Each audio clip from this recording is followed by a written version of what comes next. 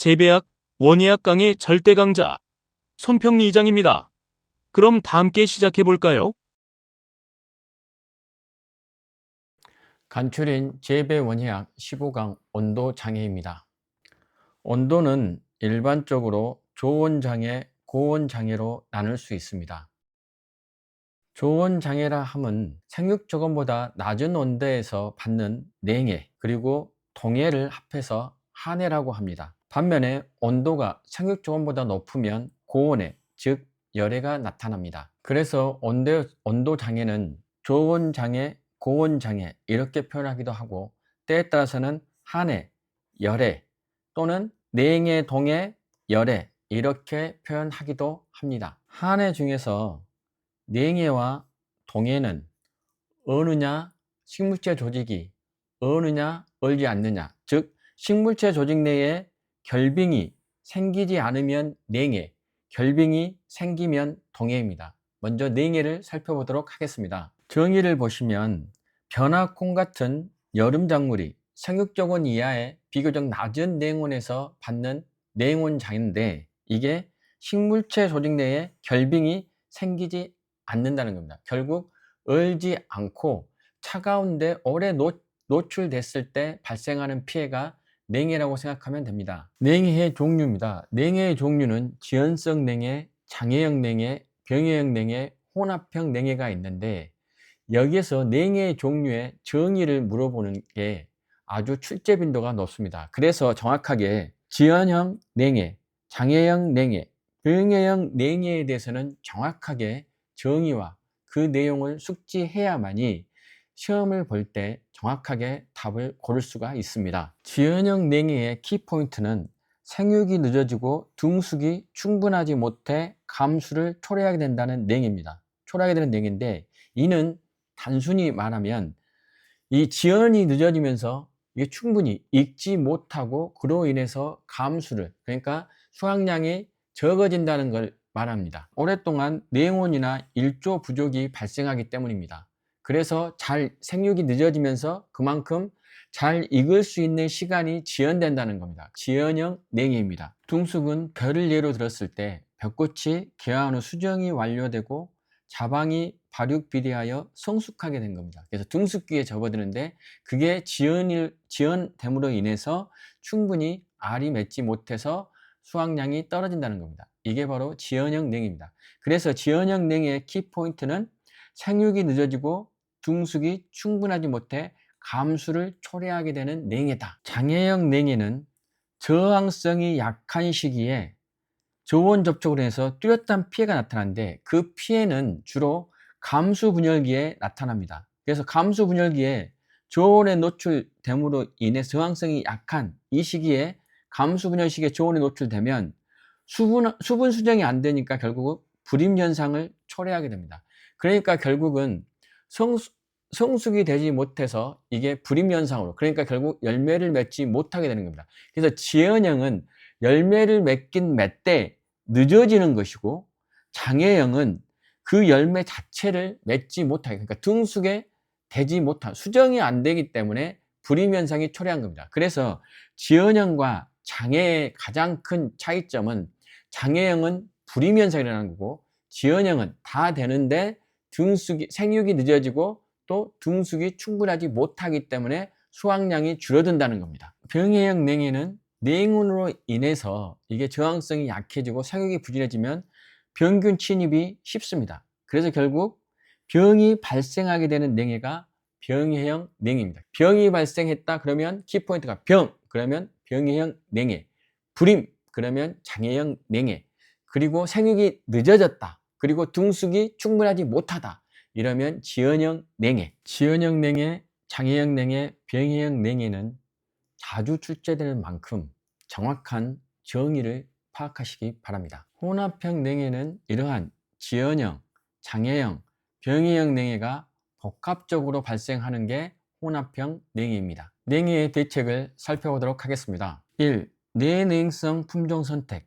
벼를 예로 들면, 이게 내능성이 강하다는 것은 조생종이고, 그리고 고냉지나 조기 재배에 적합한 그러한 품종입니다. 그래서 벼를 예로 들면 대표적으로 오대벼, 은광벼 이런 게 내능성이 강한 품종입니다. 이 육모법 개선에는 보온 육묘를 해서 따뜻하게 키움으로 인해서 냉해를 방지할 수 있고, 재배법 개선에 조기재배, 좀 전에 말씀드린 것처럼 냉해가 오기 전에 빨리 수확을 하는 그런 조기재배나 조식재배로 성숙기를 앞당기는 것.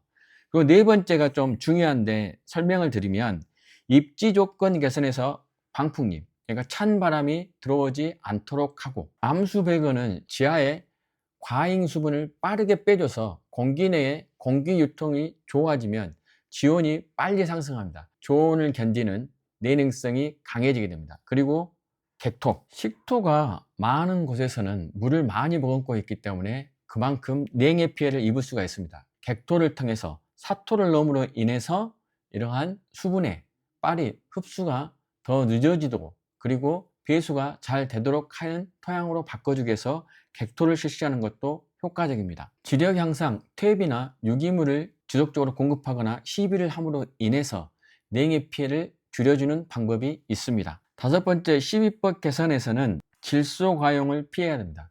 질소를 과다하게 주면 이게 웃자람 현상이 일어나게 돼서 그만큼 영양분이나 이러한 내용이 적기 때문에 이러한 냉해 피해를 입기 쉽습니다. 여섯 번째, 냉온기 담수를 한다. 벼의 경우에 저온기에 이렇게 물을 좀 깊게 하면 장애형 냉해를 방지할 수가 있습니다. 물이 비열이 높기 때문에 그만큼 저온기에 빨리 식지 않고 지열을 어느 정도 유지할 수 있기 때문에 냉온기에 담수를 하는 게 냉해의 대책이 될 수 있습니다. 동상해는 동해와 상해를 합해서 동상해라고 합니다.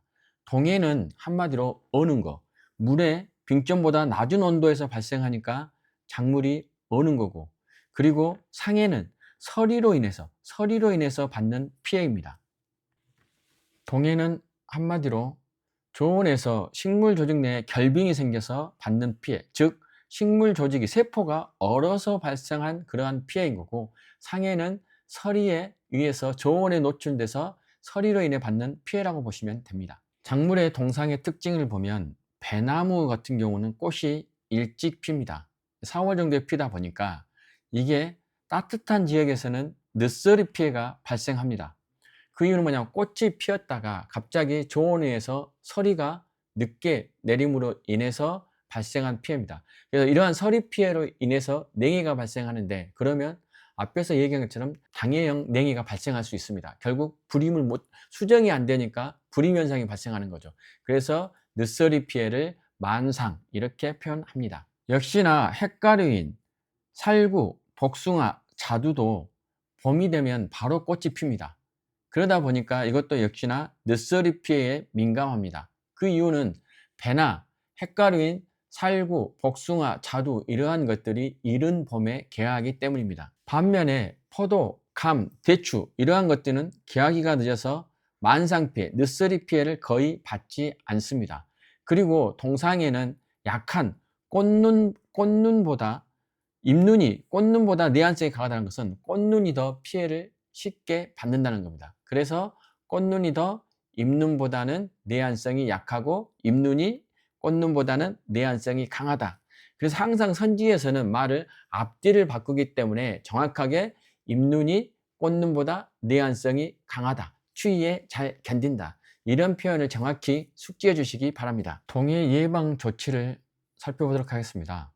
동해를 예방하기 위해서는 먼저 과다하게 결실이 생기지 않도록 적과를 실시한다. 이 말은 한마디로 쉽게 설명하면 나무가 애를 키우느라고 힘을 빼지 않게 하자. 그 이유는 뭐냐 그러면 나무, 즉 자식인 열매가 너무 많이 맺으면 모든 영양분을 열매로 쏟게 됩니다. 그러다 보면 정작 나무 자신은 겨울을 버틸 영양분이 부족해지는 거죠. 그래서 적과를 통해서 나무 몸체에 영양분이 어느 정도 쌓이도록 해주자는 게 이러한 과다의 결실이 맺지 않도록 적과를 실시하자는 겁니다. 배수 관리를 통해 토양의 과습을 방지하자. 뿌리가 물에 젖은 채로 얼지 않게 해주자는 겁니다. 배수 관리, 즉 물빠짐을 잘 해줘야 토양 속의 공기가 잘 통하고 뿌리가 건강해져서 냉기에도 덜 민감해집니다. 세 번째, 강전정을 피하고 분지 각도를 넓게 하자. 너무 짧게 깎지 말고 이 가지 사이를 넉넉하게 벌려주자는 겁니다. 그러면 강전정이라는 것은 가지를 너무 많이 쳐내는 겁니다. 나무는 상처를 회복하고 새순을 키우느라 늦게까지 성장을 멈추지 못합니다. 조직이 채 단단하기 전에 겨울을 맞으니까 쉽게 원다는 겁니다. 그 다음 분지 각도를 넓게 한다는 것은 가지 줄기를 좁게 이렇게 뻗어 있으면 그 가지가지 사이에 이러한 사이로 인해서 이게 물이 고여서 얼게 됩니다. 그러면 이게 눈이 쌓이면 얼기 쉽고, 그러다 보면 조직이 약해지기 쉽기 때문에 이 분지의 각도를 넓게 벌려줘서 나무가 튼튼하게 자라고 햇볕도 골고루 받게 해주자는 겁니다. 그래서 동해 예방에 강전정을 피하고 그리고 분지 각도를 넓게 해준다는 게 그러한 의미입니다. 이 동해의 예방 조치는 이게 출제된 적이 있기 때문에 이 선지 내용을 가져왔기 때문에 1번, 2번, 3번 내용은 좀 잘 기억해 주시기 바랍니다. 동상해가 발생했다면 사후 대책으로는 무엇가 있는지 알아보도록 하겠습니다. 일반 대책, 응급 대책, 사후 대책 세 개로 나눠서 설명을 드리겠습니다. 일반 대책으로는 가장 간단하게 얘기해서 입지 조건을 개선하자. 즉 방풍시설 설치하고 토질 개선을 통해서 객토 등을 통해서 서리발 발생을 억제하고 배수시설을 설치하자. 암거 배수. 그리고 작물의 품종을 선택. 이것은 월동에 안전한 작물들, 즉 축파맹류나 목초류, 그리고 내동성이 강한 품종을 선택하자. 개화기가 늦어서 늦서리 피해, 만상 피해를 피할 수 있는 그런 회피 작물을 재배하는 게 그러한 작물과 품종의 선택입니다. 재배적 선택은 보온 재배 및 일항을 세워 골뿌림을 깊게 하는 겁니다. 일항은 고랑보다 수분이 적기 때문에 이러한 동상의 피해를 좀 줄일 수도 있고, 또 뿌리가 깊게 들어갈 수 있도록 도움을 주기 때문에 일항을 세우는 게 효과적입니다. 칼리질 비료 증시. 칼리질 비료 증시를 한다는 것은 이건 식물에 천연 부동액을 넣어주는 걸로 보시면 됩니다. 칼륨은 세포의 식물작용을 조절하는 매니저 역할을 하기 때문에 이런 세포의 농도를 조절하는 역할을 하는 게 칼륨입니다. 그래서 칼리질 비료를 증시한다. 그리고 퇴비구 종자위에 시용한다. 퇴비는 흙보다 열을 잘 머금고 공기층을 많이 함유하고 있습니다. 외부의 차가운 공기가 종자에 직접 닿는 것을 막아주기 때문에 퇴비구를 종자위에 시용하는 게 효과적입니다. 그리고 적기 파종 및 한지에서 파종량을 증대하자. 한지에서 파종량을 증대하는 이유는 많이 파종을 함으로 인해서 그만큼 출현율을 높이자는 겁니다. 그리고 맹류는 월동전의 답합을 통해서 냉해에 대비를 하는 겁니다. 응급대책입니다. 응급대책은 동해가 발생했을 때 이러한 것을 어느 정도 그 피해를 더 줄일 수 있도록 하는 방법을 하는 게 응급대책입니다. 그러면 관계법은 물을 댐으로 인해서, 그러니까 서리가 예상되면 저녁에 물을 댐으로 인해서 지중열을 흡수하고 그리고 지열 발산을 차단하자. 냉해 대책 중에 냉온기에 별을 담수를 하자. 좀 물을 좀 깊게 댐으로 인해서 이러한 냉해를 방지하자고 설명했었습니다. 송풍법은 이게 방사선을 이용해서 더운 공기가 위층으로 올라가기 때문에 더운 공기를 아래로 내려주자는 그러한 내용입니다. 그래서 이러한 방사선 같은 경우는 특히 차밭에 가면 차밭 위에 이 선풍기 같은 게 보일 겁니다. 이게 바로 방사선입니다. 이 방사선을 이용하는 게 송풍법입니다. 다음은 발연법, 연소법은 쉽게 말하면 연기를 나오게 하고 불을 이용해서 연기나 이러한 온도를 높여주는 겁니다. 톱밥이나 왕겨 태우기가 있습니다. 살수결빙법은 물을 미세하게 뿌림으로 인해서 그 나무가 얼지 않도록 하는 겁니다. 피부법은 멀칭입니다. 동상의 사후대책, 응급대책으로 송풍법, 발연법, 연소법, 관계법 이러한 게 이 선지로 나와서 틀린 것을 고르라고 할 수 있습니다.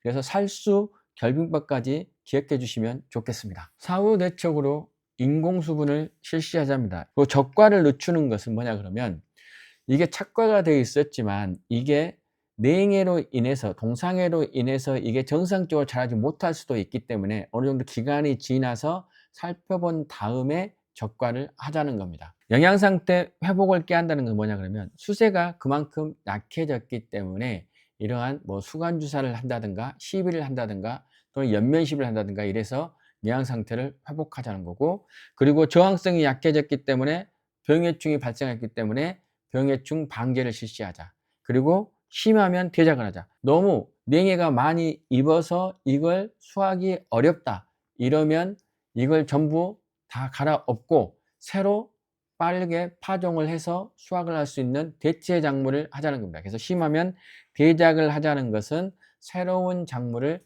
파종하자는 겁니다. 동상의 사후 대책에 있어서는 응급대책, 그 응급대책 중에서도 송풍법, 발연법, 연소법, 관계법, 살수결빙법은 꼭 기억해 주시기 바랍니다. 경화법입니다. 경화법은 추위가 오기 전에 이걸 밖으로 노출시켜서 저항성을 좀 강하게 해주는 겁니다. 추위가 오기 전에 경화성기를 이용해서 내동성을 증가시켜서 동해를 예방하는 거고, 즉 예를 들어서 정식기가 가까워지면 모종을 외부로 노출을 시켜서 어느 정도 이 적응, 그러니까 기온에 낮은 기온, 그러니까 보통 육묘장에서 따뜻하게 있다가 보온 육묘를 했다가 이러한 걸 정식을 할 때는 밖에 외부에 노출시켜서 찬 공기에 접하게 함으로 인해서 그에 대한 적응을 시키는 게 경화법입니다. 어느 정도 충격을 줌으로 인해서 그 충격을 이겨낼 수 있도록 도와주는 게 경화법, 이렇게 이해하면 아주 쉽게 이해할 수 있습니다. 동해에 견디는 힘인 내동성을 살펴보도록 하겠습니다. 내동성이라면 한마디로 세포 안에 물이 얼지 않게 관리하고, 또 얼더라도 세포가 터지지 않게 유연하게, 유연함을 유지하는 과정이 내동성인데, 결국 이걸 견디기 위해서는 결국 부동액 같은 걸 넣어주는 게 좋은 방법이라고 보시면 됩니다. 그 부동액 역할을 하는 게 칼슘과 마그네슘 성분이 결국 세포 내에서 결빙을 억제한다. 그래서 내동성의 효과를 높이기 위해서는 물이 얼지 않도록 거기에 부동액을 넣어주는 건데, 그 부동액의 역할을 하는 게 칼슘과 마그네슘이다. 이렇게 이해하면, 연상하면 쉽게 기억할 수 있습니다. 내동성의 강도는 영양기관이 생식기관보다는 높습니다. 그건 당연한 겁니다.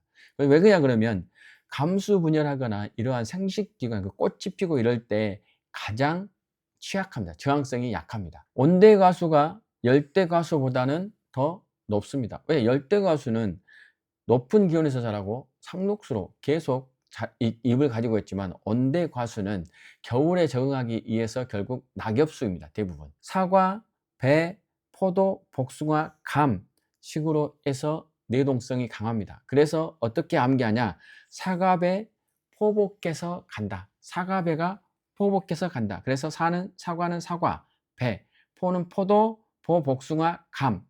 앞에서 말씀드린 것처럼 동상의 만상의 피해를 적게 보는 게 늦게 꽃이 피는 겁니다. 그러면 포도, 복숭아, 감 같은 경우는 늦게 꽃이 핀 만큼 추위에 약합니다. 사과, 배가 포도, 복숭아, 감보다는 내동성이 강하다, 이렇게 보시면 됩니다. 포복성 작물이 진기성 작물보다는 더 강합니다. 겨울철의 땅은 대기보다 따뜻한 열기를 머금고 있습니다. 포복성 작물은 지면에 바짝 붙어 자라기 때문에 땅에서 올라오는 지열을, 그 복사열의 혜택을 직접적으로 받습니다. 그런데 반면에 위로 높게 자라는 진입성 작물은 차가운 겨울바람과 기온에 노출되는 면적이 훨씬 넓습니다. 그래서 포복성 작물이 진입성 작물보다 내동성이 강합니다. 어떨 때 내동성이 증가를 하느냐, 원형질의 수분 투과성이 클 경우 세포 내 결빙이 감소한다. 세포 안에 물이 밖으로 잘 빠져나가야 세포 내부에 직접 어림이 생기는 최악의 상황을 막을 수 있다는 겁니다. 그래서 수분 투과성이 높다는 것은 세포 내 결빙이 생기지 않는다. 그 이유는 물이 쉽게 세포 내부에서 외부로 쉽게 빠져나가기 때문이다. 원형질의 점도가 낮고 연도가 높으면 내동성이 증가한다. 원형질이 끈적이지 않게 점도가 낮고 또 부드러워야 이게 수분이 빠르게 이동할 수 있습니다. 낮은 점도, 높은 연도가 필요한 것은 끈적이지 않고 부드러워야 수분이 잘 이동한다. 수분이 잘 이동함으로 인해서 내동성이 증가한다. 원형질에 친수성 콜로이드가 많으면 세포 내 결합수가 증가하고 자유수가 감소한다. 자유수는 세포 안에 있는 순수한 물입니다. 쉽게 옵니다. 쉽게 이걸 다르게 설명하면 물과 소금물 중에 어떤 게 먼저 오냐 그러면 물이 더 빨리 옵니다. 자유수가 많다는 것은 동해를 입을 확률이 많습니다. 그러나 친수성 콜로이드 같은 경우는 물을 꽉 잡는 그러한 성질입니다. 친수성 콜로이드는 물을 꽉 잡는다. 제멋대로 움직여버리는 그러한 제멋대로 움직이다가 어는 그러한 자유수는 줄고, 그리고 단단히 붙잡히는 이러한 결합수가 증가하기 때문에 잘 넣지 않는다는 겁니다. 그래서 자유수가 증가한다는 것은 그만큼 동해를 잇기 쉽다는 겁니다. 전분 함량이 적을수록 당분 함량, 설탕이 많을수록 내동성이 증가한다. 전분을 설탕으로 분해하면 세포액의 농도가 진해집니다. 이면 농도가 이렇게 진해진다는 것은 마치 소금물이 자유수와 같은 순수한 물, 맹물보다 늦게 어는 것과 같은 원리입니다. 설탕 함량이 많아야 됩니다.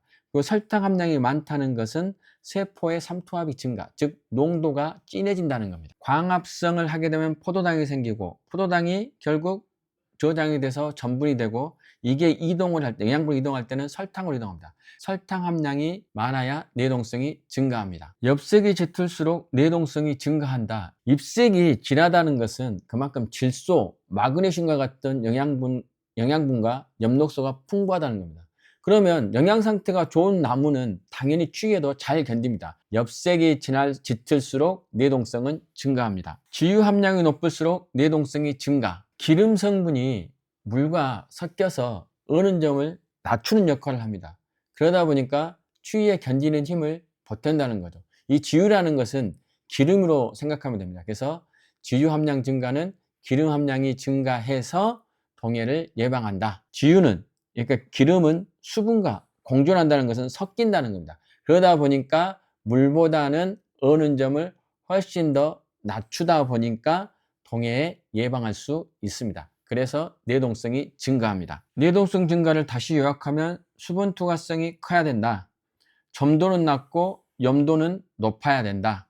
친수성 콜로이드가 많아야 한다. 설탕 함량이 많아야 한다. 엽색은 짙어야 한다. 주유 함량이 높을수록 내동성은 증가한다. 그리고 자유수가 어떻다? 감소해야 내동성이 증가한다. 그래서 이 내용은 좀 정확히 숙지를 해야 문제에 나왔을 때 답을 고르기가 원활합니다. 열해, 작물의 생육조건을 초과한 과다한 고온으로 해서 받은 예, 과다한 고온으로 해서 받은 피해입니다. 식물이 더위를 먹어서 몸 안에 시스템이 고장나는 과정으로 이해하면 됩니다. 열해의 발생 원인과 대책을 살펴보도록 하겠습니다. 열해 발생의 주요 원인은 유기물의 과잉 소모, 에너지가 고갈된다는 겁니다. 날씨가 더워지면 식물도 사람처럼 숨을 가쁘게 쉽니다. 그동안 쌓아둔 에너지가 너무 빨리 써버려요. 그 유기물, 즉 포도당 같은 걸. 이 에너지를 다 쓰고 나면 몸속에 있는 이러한 단백질을 분해합니다.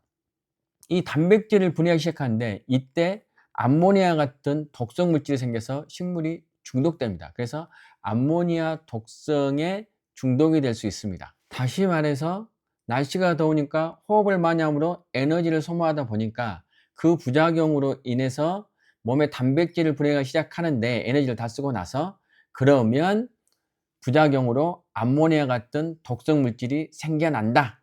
이런 표현입니다. 질소 대사가 이상이 생긴다. 식물이 튼튼해지려면 질소를 이용해서 단백질을 계속 만들어야 되는데 온도가 높으면 이러한 공장이 멈춰버리는 겁니다. 이 고온에서는 단백질 합성이 안 되는 거죠. 그러면 이 성장을 멈춰버립니다. 그래서 단백질 합성이 중단됨으로 인해서 성장을 멈춘다.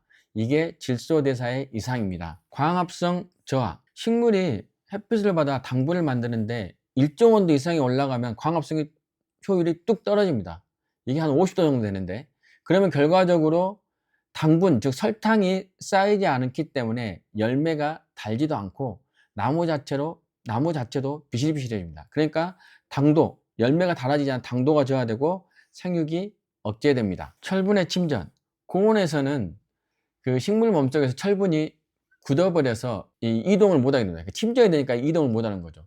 철분이 잎의 초록색을 만드는 그러한 엽록소의 필수 재료인데 재료 공급이 안 되니까 결국 엽록소가 제대로 형성이 되지 않고 황화 현상을 유발합니다. 그 이유는 뭐냐 그러면 잎이 하얗거나 노랗게 변하는 황화현상이 나타납니다. 과다한 증산작용, 이것은 수분 부족과 시들림이죠. 온도가 높으면 식물이 몸을 식히려고 이 기공을 통해서 물을 계속 내보내는 이러한 증산작용이 나타나는 거죠. 증산과도로 인해서 시드름, 즉 위조현상이 발생하는 겁니다. 여러 메커니즘을 찾아보면 에너지 소모로 암모니아 독성이 발생하고, 광합성 저하로 당 축적도 감소되고 생육이 억제되고, 철분 침전으로 황화현상, 즉 엽록소가 파괴되고, 증상과도로 시드름이 발생한다, 위조현상이 발생한다, 이렇게 정리하겠습니다. 증상으로는 종자의 발화가 불량하고, 착과 및 결구가 불량하고,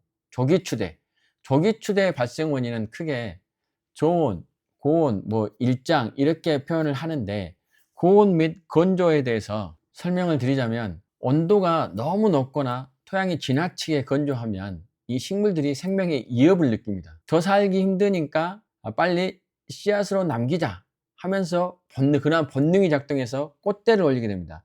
그게 바로 조기 추대입니다. 광합성도 저하되고, 그리고 과도한 증산작용이 되고, 엽록소도 형성이 되지 않으니 결국 작물의 수량은 감소하고 품질은 저하될 수밖에 없습니다. 열의 대책은 상식적으로 이해할 수 있습니다. 내열성 작물을 선택하자, 그늘막과 관계를 해서 지온을 낮추자, 그리고 피복을 통해서 지온 상승을 억제하고, 밀식 방지, 그리고 질소질 비료를 과용을 금지하자. 밀식을 하게 되면 그만큼 많은 식물이 있음으로 인해서 서로의 체온이 높아간다는 거고, 질식 비료의 과용을 금지하자는 것은 저항성을 약화시키지 말자. 재배 시 조절하여 혹서기 위험을 피하자. 그러니까 너무 더울 때 이게 어떠한 생식작용이나 생식성장을 하지 않도록 피하거나, 이런 게 바로 혹서기 위험의 회피입니다.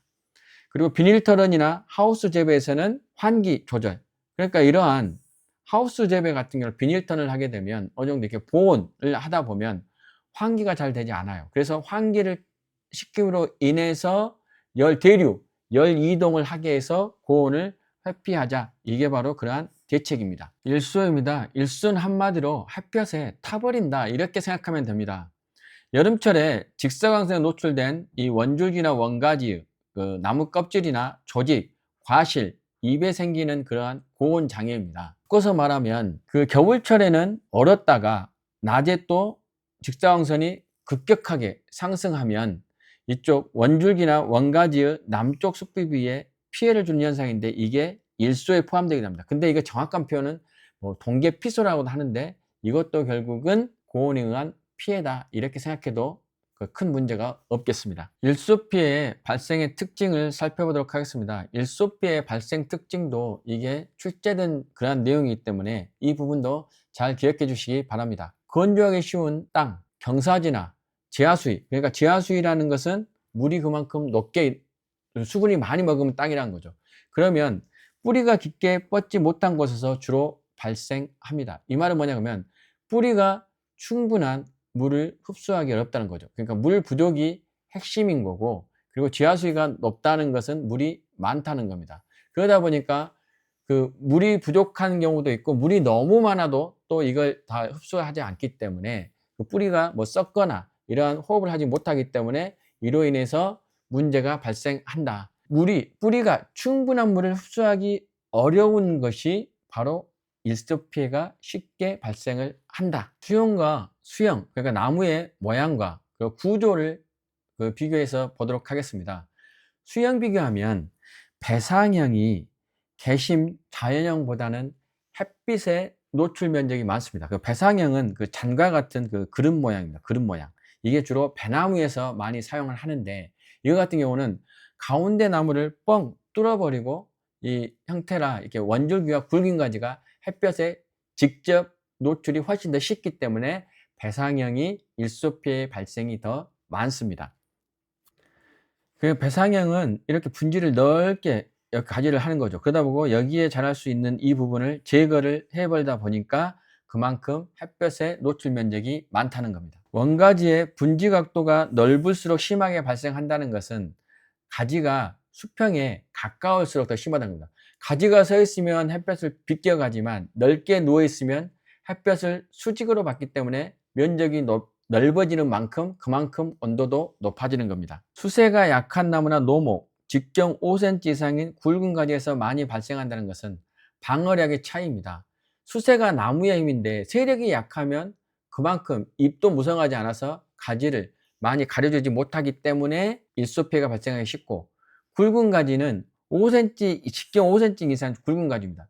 굵은 가지는 열을 머금은 양이 많아서 온도가 한 번에 올라가면 잘 식지 않기 때문에 직경이 5cm 이상인 굵은 가지에서 일소피해가 발생이 잘 됩니다. 과실에 봉지를 씌웠다가 착색을 촉진하게 벗겼다. 이 말은 뭐냐 그러면, 어두운 봉지 속에 있던 과실, 햇빛에 대한 정력이 낮아요. 그런데 색을 내려 갑자기 봉지를 벗겨버리면 강한 햇빛에 의해 발생하기 쉽고, 햇볕에 닿는 쪽에 피해가 잘 발생한다는 것은 쉽게 말하면 햇빛 쇼크를 받아서 데어버린다는 겁니다. 볕에 돼버리는 거죠. 그러다 보니까 어느 정도 갑작스러운 노출보다는 서서히 이러한 노출이 필요하다. 그래서 일종의 내동성에 강하게 하기 위해서 경화법을 사용하는 것과 같은 이치라고 생각하면 됩니다. 과수원 이치는 서양 과수원이 동양 과수원보다 더 높다. 이게 왜 이해가 잘 안 될 수도 있습니다.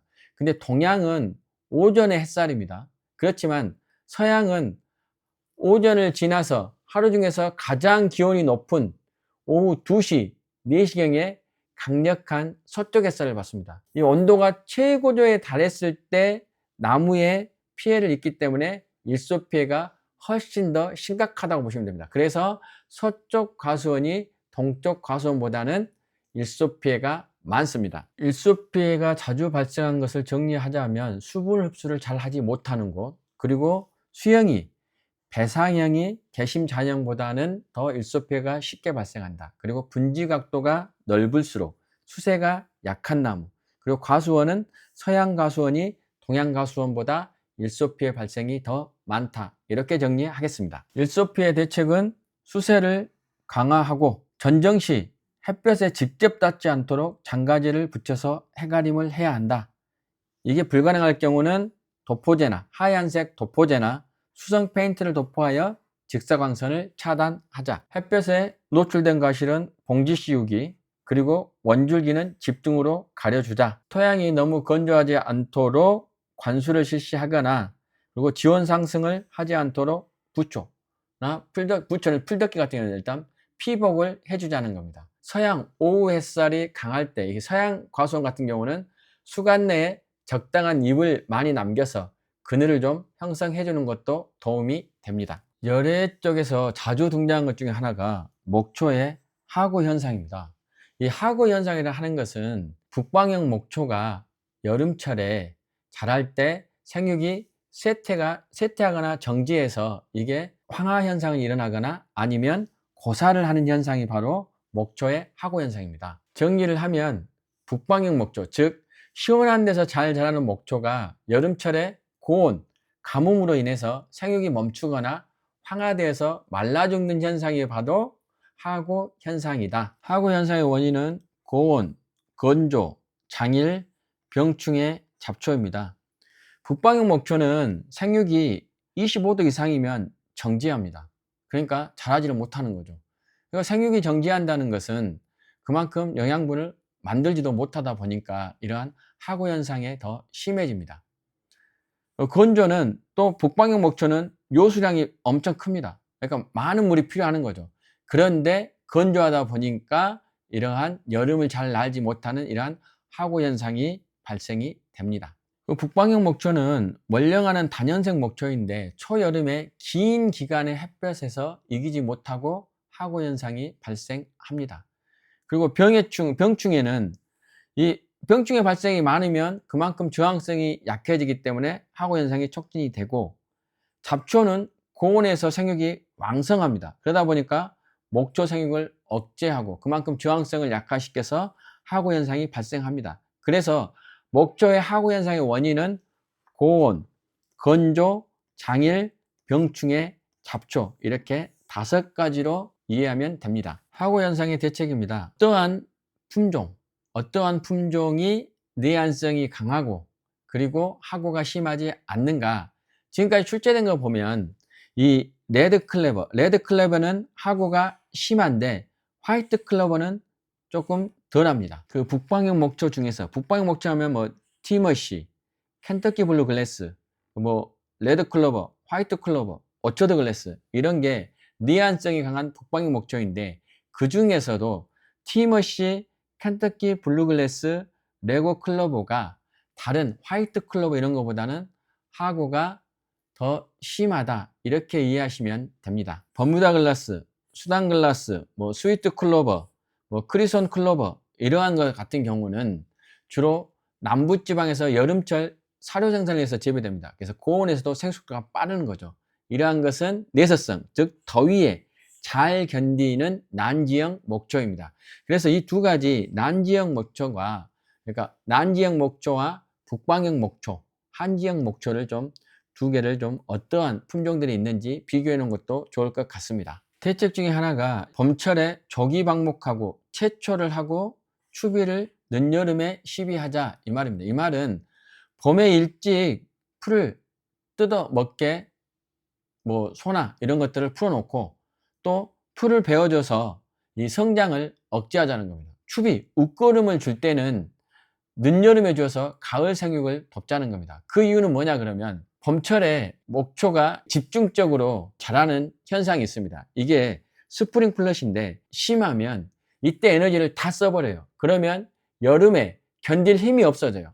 그래서 스프링 플러시를 예방하기 위한 좋은 방법은 조기에 소나 염소들이 풀을 뜯어서 낫게 하고 성장을 억제하자는 거죠. 풀을 베어줘서 채초를 해서 성장을 억제하자는 겁니다. 이게 스프링 플러시를 예방함으로 인해서 에너지를 저장해서 하고 현상을 이겨낼 수 있다는 겁니다. 고온 건조기는 관계를 하자. 그래서 수분을 공급해서 지온을 낮춰주자. 하고 현상이 강한 품종, 즉 난지형 목초를 혼파를 하자. 북방형 목초만 심으면 여름철에 전멸할 수 있습니다. 더위에 강한 난지형 목초를 섞어 심으면 더 효과적이라는 겁니다. 지역 환경을 고려한 하고 현상에 강한 우령 품종, 하고 현상에 강한 우량 품종을 하자는 것은 난지형을 심으면 되겠지만 그래도 그나마 더 효과적인 그 북방형 목초 중에서는 뭐 화이트 클로버 이런 것들을 심자 이러한 내용입니다. 그리고 약한 방목과 채초를 조절하자. 그래서 병충해를 방지하고 토양 수분의 결핍을 방지하자. 이 약한 방목이라는 것은 여름철에 풀을 너무 작게 베거나 짐승을 많이 풀어놓으면 안 된다는 거죠. 잎이 어느 정도 남아 있어야 그늘을 만들고 땅이 더워지는 것을 막자는 거니까 결국 기온을 유지하고 광합성을 통해 뿌리를 보호할 수 있기 때문에 뭐 약한 방목과 채초를 조절하자는 거고, 봄철에는 방목을 실시를 하고 채초를 해서 생장을 낮춰야 이 에너지를 어느 정도 축적하고 있어야 스프링 플러시를 예방하고 하고 현상을 이길 수 있다는 겁니다. 이 시간에는 온도 장애에 대해서 살펴봤습니다. 온도 장애에서 특히 냉해의 종류, 그리고 대책, 그 다음에 내동성에 증가할 수 있는 그러한 특징, 그리고 다른 하나는 우리가 목초의 하고 현상을 꼭 기억해 주시기 바랍니다. 합격의 그날까지 여러분의 열정을 응원합니다. 지금까지 손평리 이장이었습니다. 고맙습니다.